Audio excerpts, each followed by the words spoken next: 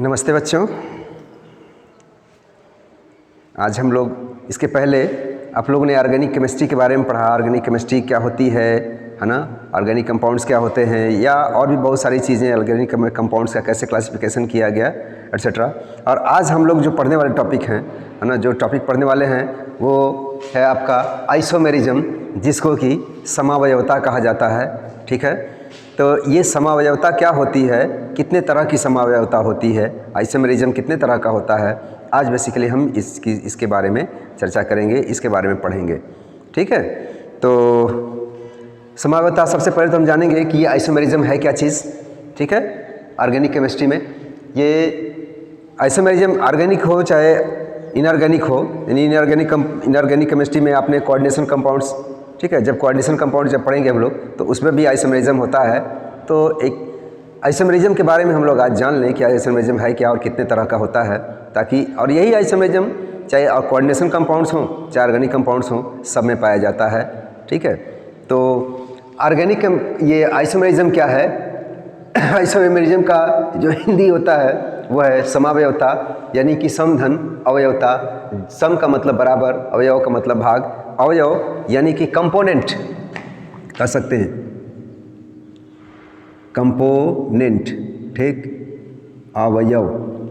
ठीक है, ये होता है अवयव का मतलब, कंपोनेंट अवयवता का मतलब। ठीक है, तो पहले तो डिफिनीशन देखते हैं इसका कि डिफिनीशन है क्या। ठीक, इसका डिफिनीशन क्या है आइसोमेरिज्म का, इस पर लिखा है कि existence of two or more compounds, ठीक है ना, having same molecular formula but different properties, either physical property और केमिकल प्रॉपर्टी और बोथ, इज कॉल्ड आइसोमेरिज्म। यानी कि ऐसा फिनोमेना, ऐसा घटना है ना, जिसमें दो या दो से अधिक कंपाउंड्स अगर हों तो उनके जो मॉलिक्यूलर फार्मूला हैं वो एक तरह के होते हैं। ठीक है, लेकिन उनके प्रॉपर्टीज़ अलग अलग होते हैं, तो जाहिर सी बात है कि उनके स्ट्रक्चरल फार्मूला भी अलग अलग होंगे, उनके स्ट्रक्चर भी अलग अलग होंगे। जैसे एक उदाहरण ले लिया जाए, मैं ही हूँ, सपोज कर लो, ठीक है, कि मैं हूँ, अभी तक तो ठीक ठाक दिखाई दे रहा हूँ, मास्टर की तरह से दिखाई दे रहा हूँ, ठीक है, लेकिन अगर मैं बहरूपिया बन जाऊँ, ठीक है, अलग रूप धारण कर लूँ तो स्ट्रक्चर अलग हो जाएगा। ठीक है, तमाम जैसे बहरूपिया लोग घूमते हैं, है ना, देखा होगा आपने गांव में। ठीक, तो उसका कैरेक्टर अलग हो जाएगा, उसकी प्रॉपर्टीज़ भी अलग हो जाएगी। ठीक, खूब जेंटलमैन बन करके कहीं चला जाऊं तो वहाँ पर मेरा एक्टिविटी कुछ अलग हो जाएगा, दूसरे ढंग का। मास्टर के रूप में हूँ तो मास्टर हूँ। ठीक है, तो वैसे ही आदमी मैं ही हूँ, लेकिन मेरे रूप अलग अलग हैं, रूप अलग अलग हैं तो व्यवहार भी अलग अलग है। ठीक, अलग अलग तरह की एक्टिविटीज़ है। ठीक, अलग अलग का गुण हो जाएगा। ठीक, सपोज कर लो कि मेरी ये आँख गायब हो जाए, ठीक है, तो आदमी मैं ही हूँ लेकिन एक ठो कम हो गया। ठीक, सपोज कर लो कि ये कंपोनेंट है ना। तो अब इसी तरह से ऐसा कंपाउंड, ऐसा दो या दो से अधिक कंपाउंड जिनके मॉलिक्यूलर फार्मूला यानी कि अणुसूत्र एक तरह का हो, लेकिन उनके गुण अलग अलग हों, चाहे रासायनिक गुण हो, भौतिक गुण हो, या दोनों अलग अलग हों, है ना, ऐसे घटना को क्या कहते हैं, समावयवता कहते हैं। और अलग अलग जो कंपाउंड्स होंगे, अलग अलग जो यौगिक होंगे, उनको क्या कहेंगे, समावयवी यौगिक कहेंगे।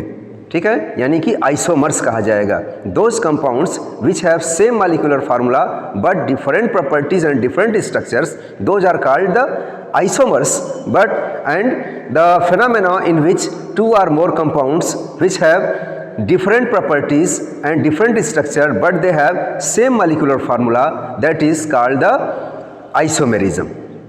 ठीक है, अब यहाँ पे बात आती है कि ये मॉलिक्यूलर फार्मूला क्या है। ठीक है, तो ये अलग टॉपिक है ना। हालांकि फार्मूला, केमिकल फार्मूला होता क्या है, पहले मैं तो इसी को बता दूं कि फार्मूला किसी भी एलिमेंट को, है ना, किसी न किसी सिंबल से रिप्रेजेंट किया जाता है।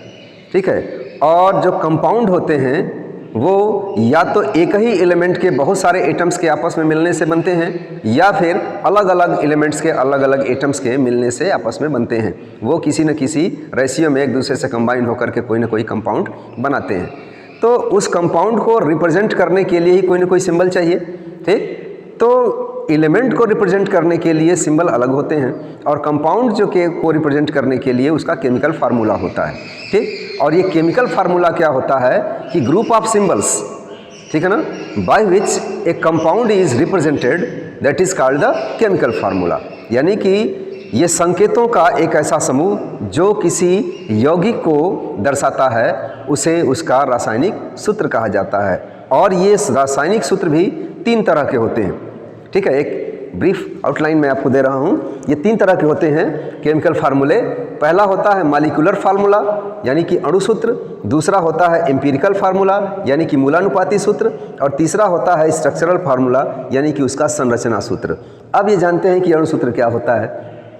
ऐसा केमिकल फार्मूला किसी भी कंपाउंड का, ऐसा केमिकल फार्मूला जो उस कंपाउंड के बनने में जो भाग लेने वाले तत्व हैं, जो एलिमेंट हैं, है ना, उनके जो एटम्स हैं उनकी वास्तविक संख्या को, रियल नंबर को डिनोट करता है।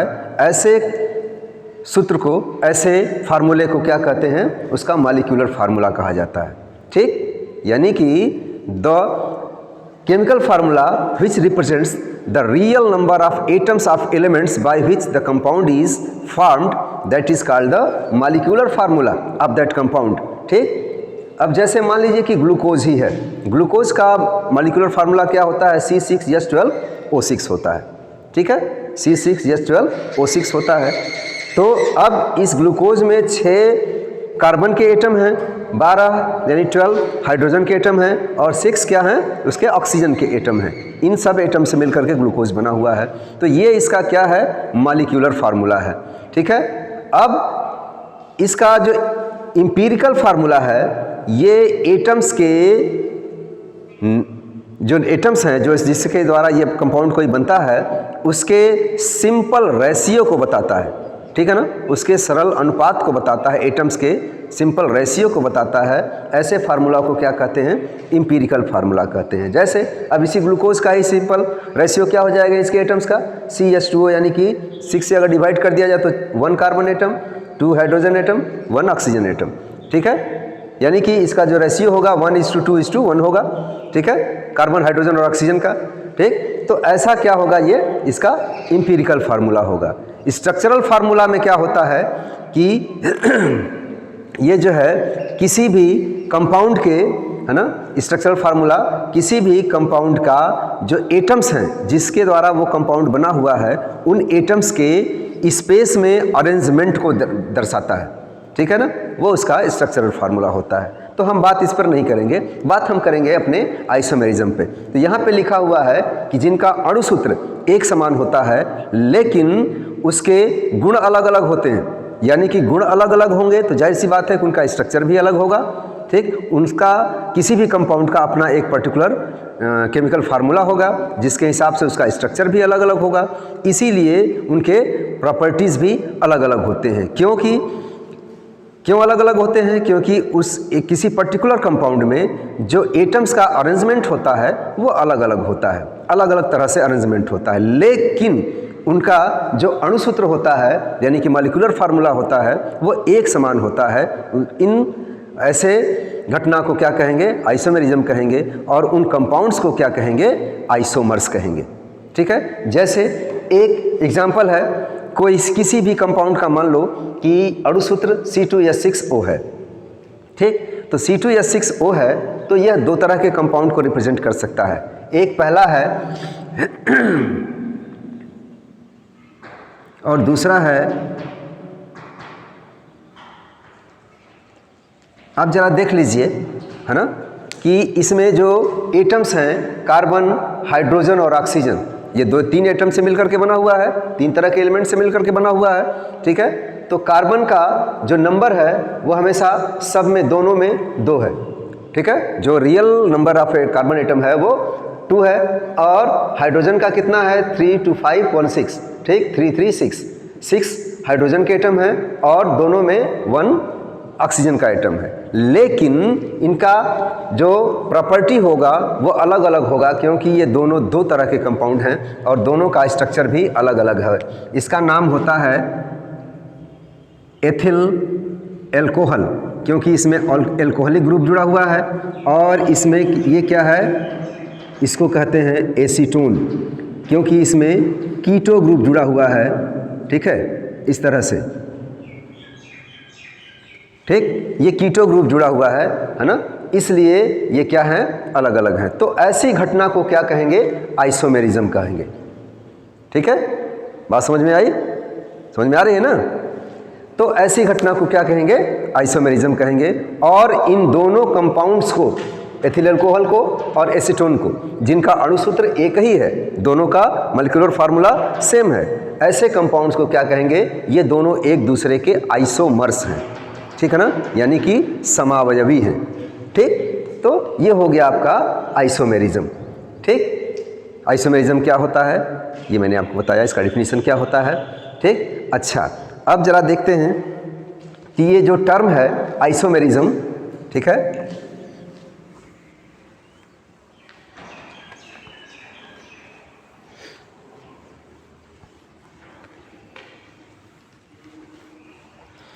ये टर्म आइसोमेरिज्म जो है ग्रीक भाषा के शब्द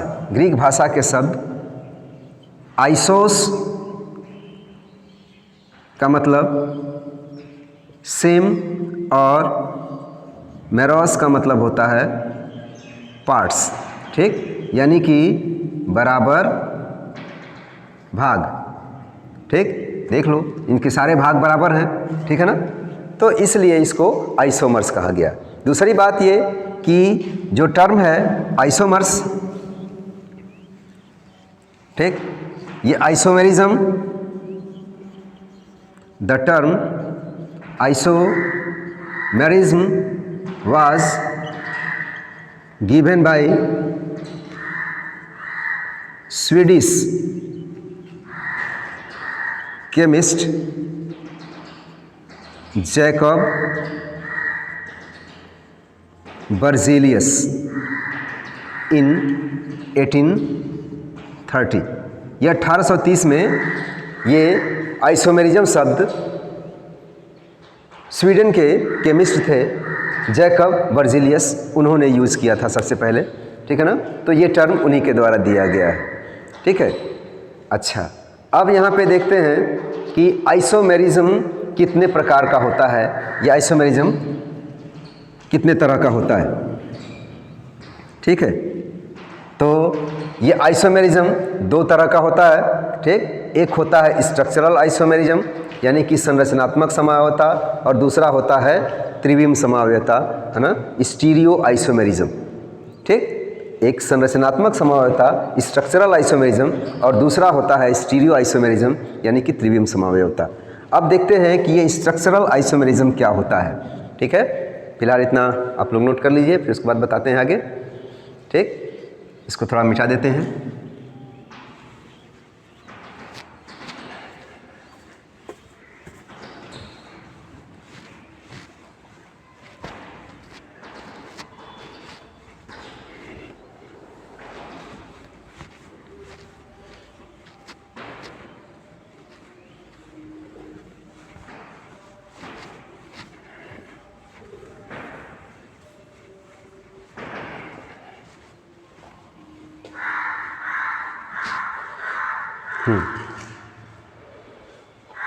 देखते हैं, यह है आपका पहला स्ट्रक्चरल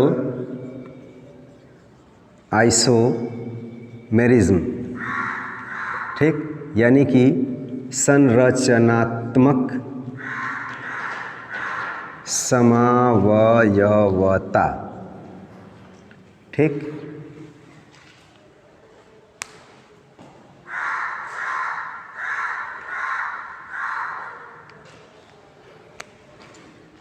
इसको लिख देते हैं पहले, उसके बाद एक्सप्लेन करते हैं।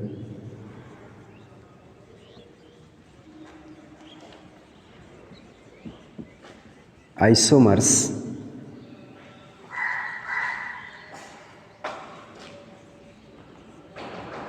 differ in the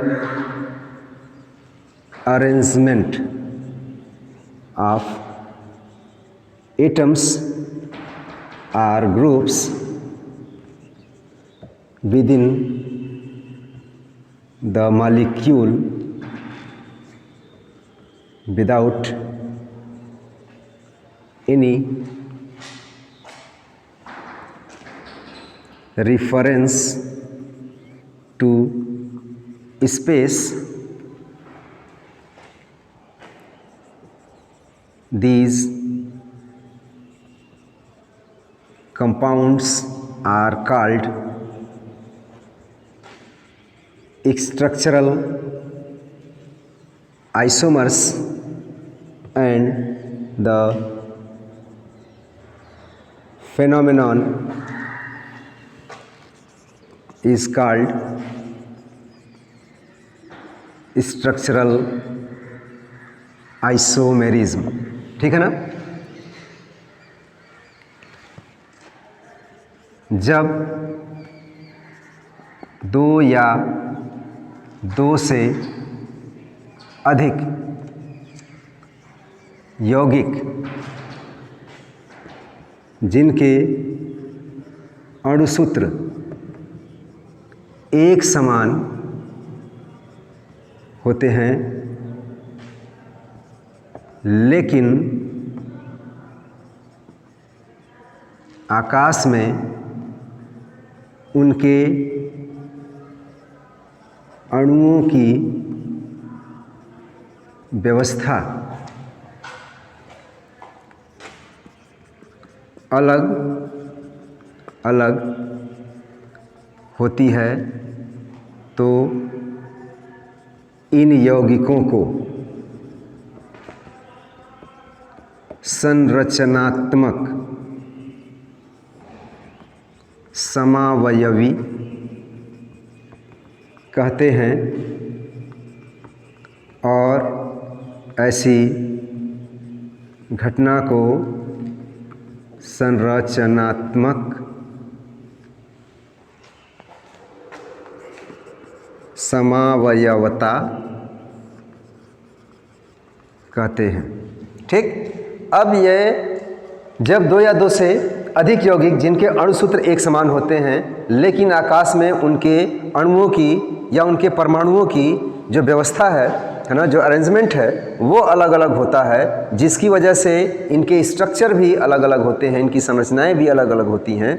तो ऐसे यौगिकों को एक दूसरे के संरचनात्मक समावयवी यौगिक कहा जाता है और इस घटना को संरचनात्मक समावयवता कही जाती है। ठीक, अच्छा, यानी कि अब यहाँ पे बात आ गई है। ठीक, यानी कि यहाँ पे द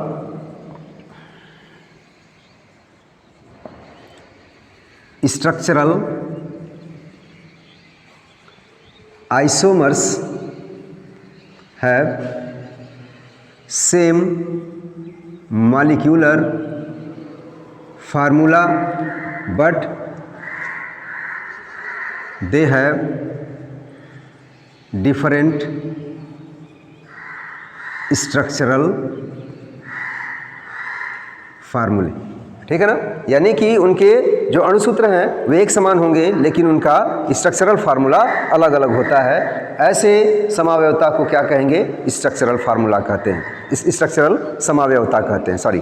ठीक है ना, तो अब देखिए कि ये स्ट्रक्चरल आइसोमेरिज्म भी कई तरह की होती है। ठीक है, 5-6 तरह की होती है, यहाँ पे लिख देते हैं। पहला होता है चेन आइसोमेरिज्म। ठीक, इसको स्केलेटन आइसोमेरिज्म भी कहा जाता है, यानी कि हिंदी में इसको कहते हैं श्रृंखला समावयवता।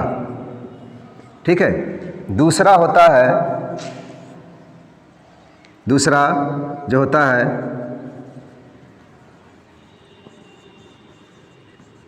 पोजीशन आइसोमेरिज्म, यानी कि स्थान समावयवता।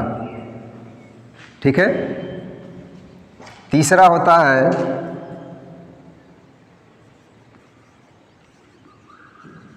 फंक्शनल ग्रुप आइसोमेरिज्म,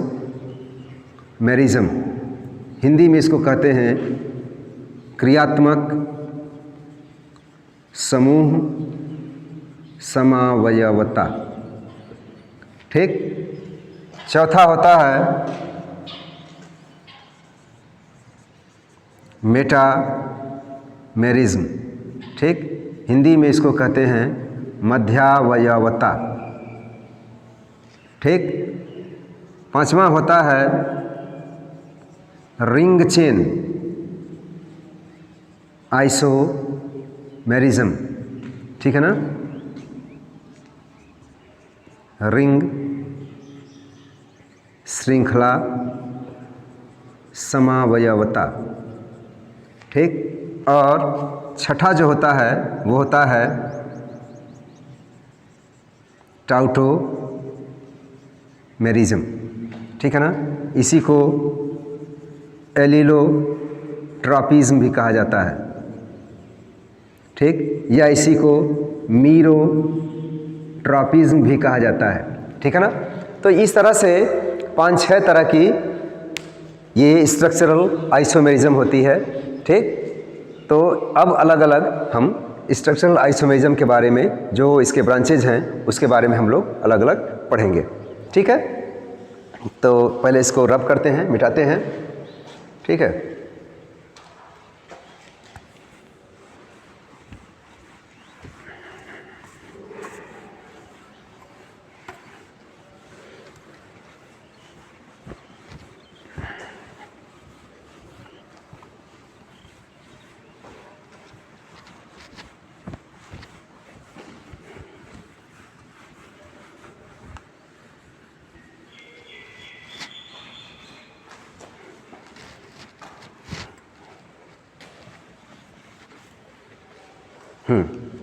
तो सबसे पहला है आपका स्ट्रक्चरल आइसोमेरिज्म में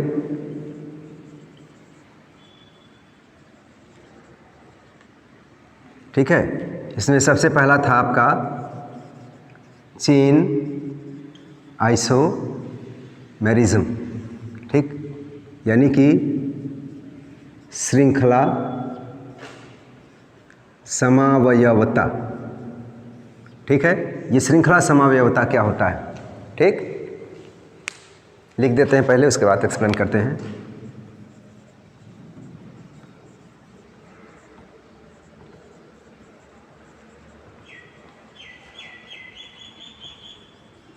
Due to this type of isomerism is due to difference in the nature of carbon chain, either straight chain or branched chain in the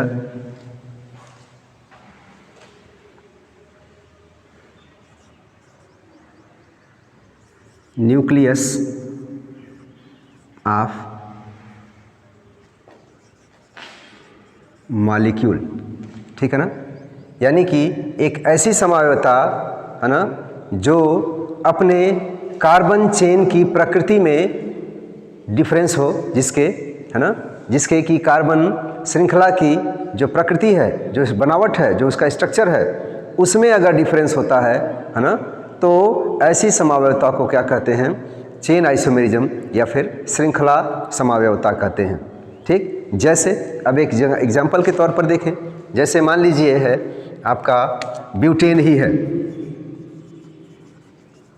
butane है, ये C4H10, ये इसका मॉलिक्यूलर फार्मूला है। ठीक है, ठीक, ब्यूटेन का ये इसका मॉलिक्यूलर फार्मूला है, जिसमें 4 कार्बन और 10 हाइड्रोजन है। ठीक, तो अब ये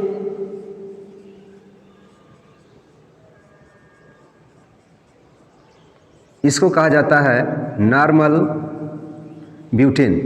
ठीक, ये एक स्ट्रेट चेन है।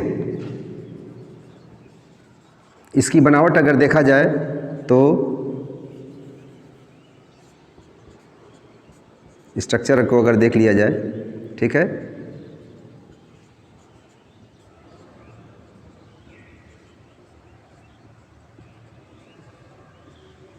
ठीक है, ये एक स्ट्रेट चेन है, ठीक, ठीक है ना, रिजिड श्रृंखला है, इसकी एक सीधी श्रृंखला है, ठीक, और यहीं पर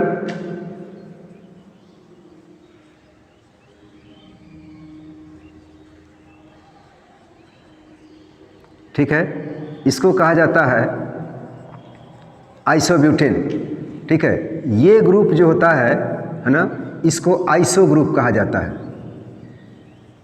ठीक, आइसो ग्रुप कहा जाता है, ठीक है।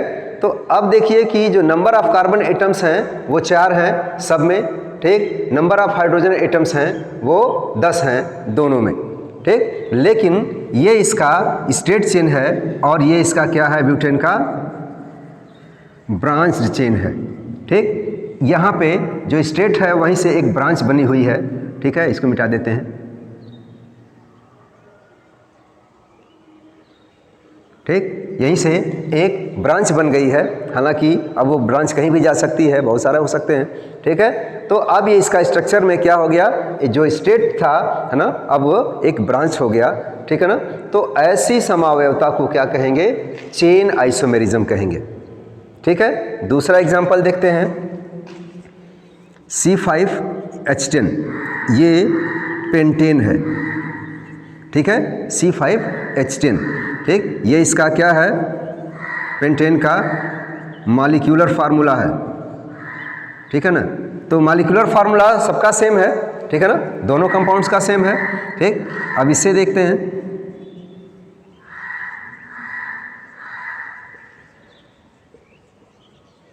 ठीक है ना, ये pentane, normal pentane, n pentane, ठीक, ये एक स्ट्रेट चेन में है, ठीक है ना। यहीं से आगे अगर बढ़ा देंगे तो ये बन जाएगा इसका स्ट्रक्चर, ठीक है, एक अलग कार्बन जोड़ देंगे, ठीक है, जैसे यहाँ पे जोड़ करके देख लेते हैं, मैं इसी का कंपाउंड में बना दे रहा हूँ, H, ठीक है ना, H, 1 2 3 4 5 कार्बन हो गए और 10 हाइड्रोजन हो जाएंगे, ठीक है, 4 4 8 और 2 10, ठीक। तो ये ब्यूटेन का स्ट्रक्चर था, हालांकि पेंटेन का बनाएंगे तो ठीक वैसा ही जैसा मैंने बनाया था वैसा बन जाएगा। अब इसी में देखिए,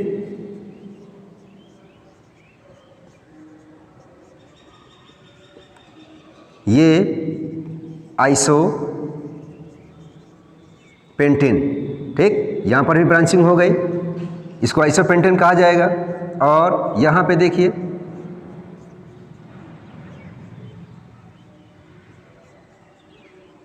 इसको कहते हैं नियो पेंटेन, ठीक, या 2,2 डाई मेथाइल प्रोपेन, ये है आपका, ठीक है, 2 मेथिल ब्यूटेन और ये नॉर्मल पेंटेन, इसका यूपीएससी नाम है, ठीक है, ठीक। तो इस तरह से यहाँ पे देखिए कि इधर भी ब्रांचिंग है, इधर भी ब्रांचिंग है, ठीक, यहाँ पे एक सिंगल ब्रांचिंग है।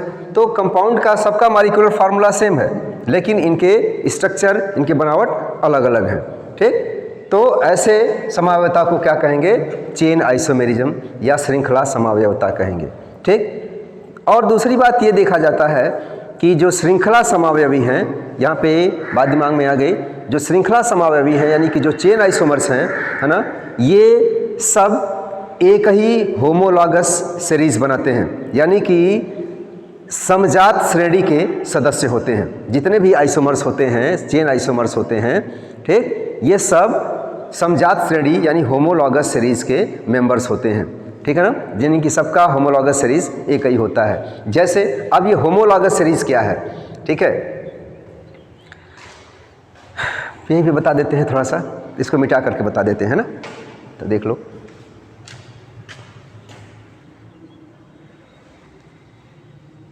ऐसा इसको मिटाते हैं, ठीक है, थोड़ा सा इसी में बना देते हैं।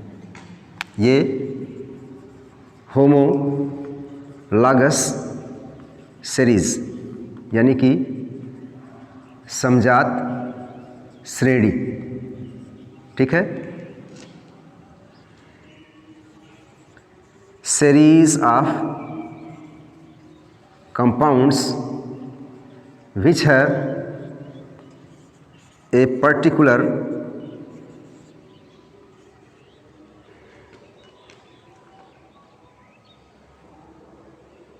फार्मूला, ठीक है। और दूसरा, there is difference of CH2, ठीक, at least one CH2 between members, है ना, सॉरी, फार्मूले ऑफ मेंबर्स ऑफ सीरीज, ठीक है ना। यानी कि श्रेणी के किन्हीं दो सदस्यों के बीच कम से कम एक CH2 का अंतर होता है, ठीक है। CH2 का, सॉरी, कम से कम नहीं बल्कि CH2 का ही अंतर होता है, ठीक, CH2 का अंतर होता है और जिनके गुण एक समान होते हैं, ठीक है ना। तीसरा इसकी प्रॉपर्टी है ना, they have same chemical properties, ठीक है ना। All the members have same chemical properties. तो ऐसे यौगिकों के सीरीज को, श्रेणी को समजात श्रेणी कहा जाता है। अब जैसे यही देख लीजिए, है ना, C4H10 था, C5H12 था, ठीक है ना, C5H12, ठीक है। तो ये ब्यूटेन हो गया, ये पेंटेन हो गया, ठीक है। तो अब देखिए कि इसमें एक C, है ना, और इसमें एक C का अंतर है ना, दोनों में एक C का अंतर है, ठीक। और हाइड्रोजन का कितना है, 2 हाइड्रोजन का अंतर है, यानी कि कम से कम एक CH2 का अंतर है इन दोनों कंपाउंड्स के बीच में। तो जो चेन आइसोमर्स होते हैं, है ना, वो एक ही श्रेणी के सदस्य होते हैं, एक ही होमोलॉगस सीरीज के सदस्य होते हैं और उनका एक अपना फार्मूला, जनरल फार्मूला होता है, ठीक है, अपना एक सामान्य सूत्र होता है, ठीक। ये दोनों क्या थे, एल्केन श्रेणी के सदस्य हैं दोनों, ठीक है, ये एल्केन सीरीज के सदस्य हैं, ठीक, जिनका जनरल फार्मूला CnH2n+2 होता है, ठीक है। तो अब इन दोनों में अंतर कितना है, एक CH2 का अंतर है, लेकिन अब इनका जो मॉलिक्यूलर फार्मूला है ना, इन ये समावी का, ये आइसोमर्स हैं, ब्यूटेन के आइसोमर्स हैं, ठीक है, और ये पेंटेन के आइसोमर्स हैं तीनों, ठीक। तो अब इन दोनों का जो मॉलिक्यूलर फार्मूला है सेम है, लेकिन इनका स्ट्रक्चर अलग अलग है, ठीक है, इनकी बनावट अलग अलग है। इसकी वजह से इनके गुण भी, इनके केमिकल प्रॉपर्टीज़ भी, वो दोनों भी अलग अलग होंगे। तो ऐसी घटना को क्या कहेंगे, चेन आइसोमेरिज्म कहेंगे, और इन कंपाउंड्स को चेन आइसोमर्स कहेंगे, ठीक है, ओके। अब इसके बाद देखते हैं, इसको पहले नोट कर लीजिए, ठीक है। दूसरा देखते हैं,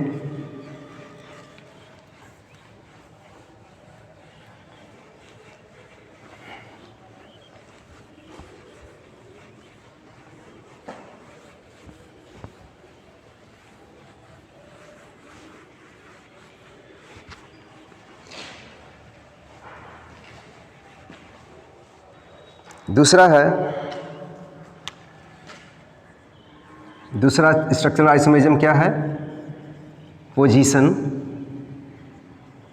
आइसोमेरिज्म, ठीक है ना, स्थान समावयवता, ठीक है, स्थान समावयवता, ठीक। तो ये स्थान समावयवता क्या होती है, पहले लिख देते हैं।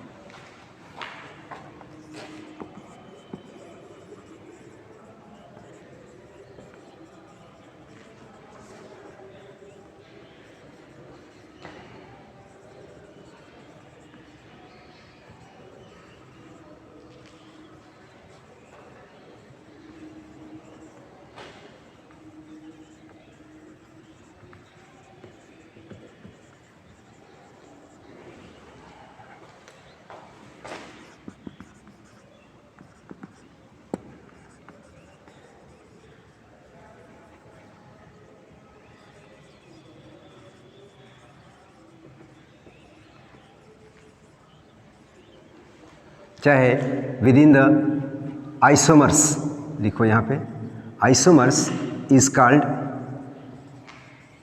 Position isomerism.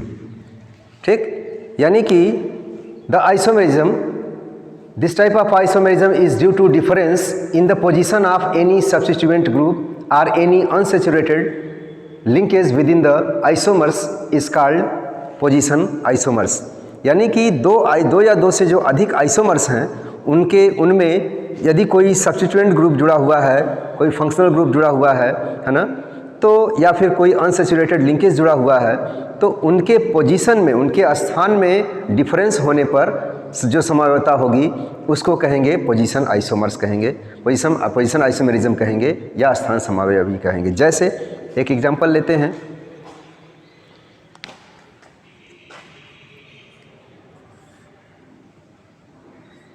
CH3 CH2 CH2 OH। ठीक, और दूसरा देखते हैं CH3 CO CH3। ठीक, इन दोनों का जो मॉलिक्यूलर फार्मूला होगा वो क्या होगा, 3 2 5 7 8, ठीक है ना, C3H8O। ठीक है, C3H8O। ठीक, अब देखिए, सॉरी, ओहो,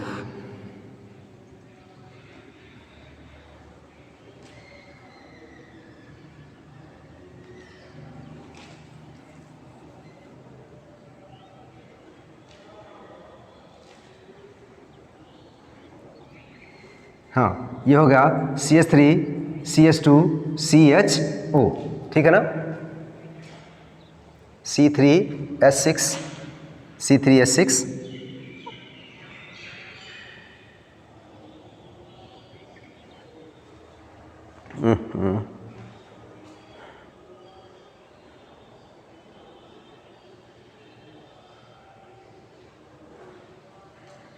देखो ये गड़बड़ हो गया ना, नहीं पे हम भूल गए। तो हाँ देखो, CH3 CH CH3OH। ठीक, ये होगा। ठीक है, और एक और स्ट्रक्चर होता है CH2 CH CH2OH। ठीक है, 3 2 2 4 2 6। ठीक है, नहीं ये नहीं होगा। ठीक, तो ये होगा आपका C3H8OH। ठीक है ना, C3H8O। ठीक, इसको कहेंगे प्रोपेनॉल, और ये क्या है, ठीक है, 2 प्रोपेनॉल, यानी कि ये 1 प्रोपेनॉल और इसको 2 प्रोपेनॉल, क्योंकि दूसरे पोजीशन पर ये हाइड्रॉक्सिल ग्रुप जुड़ा हुआ है और यहाँ पर क्या है, ये पहले कार्बन से जुड़ा हुआ है। ठीक है ना, तो ये क्या है आपका, इस तरह का जो समवायता होगा वो होगा किसको, इसको क्या कहेंगे, पोजीशन आइसोमेरिज्म कहेंगे। ठीक है, ऐसी समवायता को क्या कहेंगे, पोजीशन आइसोमेरिज्म। दूसरा एग्जाम्पल देखिए, जैसे है ना, मान लीजिए कि ब्यूटीन ही है C4H8। ठीक है, ये ब्यूटीन है। ठीक, C4H8। तो अब इसमें ब्यूटीन में CH3 CH double bond CH CH3। ठीक, 1 2 3 4, ये क्या है, 2 ब्यूटीन। ठीक है ना, और CH2 double bond CH CH2 CH3, ये 1 ब्यूटीन है। ठीक है ना, इसमें फंक्शनल ग्रुप का जो पोजीशन है वो अलग अलग है। ठीक है ना, अलग अलग कार्बन से जुड़ा हुआ है। ठीक, और इसमें सब्स्टिट्यूएंट ग्रुप यानी कि डबल बॉन्ड, ठीक है ना, इसका पोजीशन अलग अलग है। ठीक, अनसैचुरेटेड लिंकेज है ये। ठीक, अनसैचुरेटेड लिंकेज है, इस अनसैचुरेटेड लिंकेज का जो पोजीशन है वो अलग अलग है। ठीक है ना, लेकिन सबके जो मॉलिक्यूलर फार्मूला हैं वो अलग अलग हैं। ठीक है ना, तो अब ये फंक्शनल ग्रुप का अलग अलग पोजीशन पे हो जाने की वजह से ही, है ना, इनके जो गुण होंगे वो भी क्या होंगे, अलग अलग होंगे। ठीक, इनके गुण भी अलग अलग होंगे, लेकिन सबका मॉलिक्यूलर फार्मूला एक ही है। जाहिर सी बात है कि इनके जो स्ट्रक्चर हैं वो भी अलग अलग होंगे, इसलिए ये स्ट्रक्चरल आइसोमर्स का, है ना, पोजीशन आइसोमर्स है, क्योंकि इनमें जो सब्स्टिट्यूएंट ग्रुप हैं या फंक्शनल ग्रुप हैं उनके जो पोजीशन हैं वो अलग अलग हैं, इसलिए इसको पोजीशन आइसोमेरिज्म कहा जाता है। ठीक है, बाकी जो बचा हुआ है ना, जो भी आइसोमेरिज्म है उसको कल बता देंगे। ठीक, समय कह रहा है कि अब यहीं पे आज की कहानी बंद करते हैं। तो जहाँ तक उम्मीद है कि इतना आप लोगों को समझ में आया होगा। ठीक है, जो बचा हुआ है अभी क्या बच गया है, ये फंक्शनल ग्रुप आइसोमेरिज्म बचा है, रिंग चेन आइसोमेरिज्म बचा है, मेटामेरिज्म बचा है और टाइटोमेरिज्म बचा है। नेक्स्ट डे बताएंगे। आज के लिए इतना ही काफ़ी है। धन्यवाद। पढ़िए। धन्यवाद।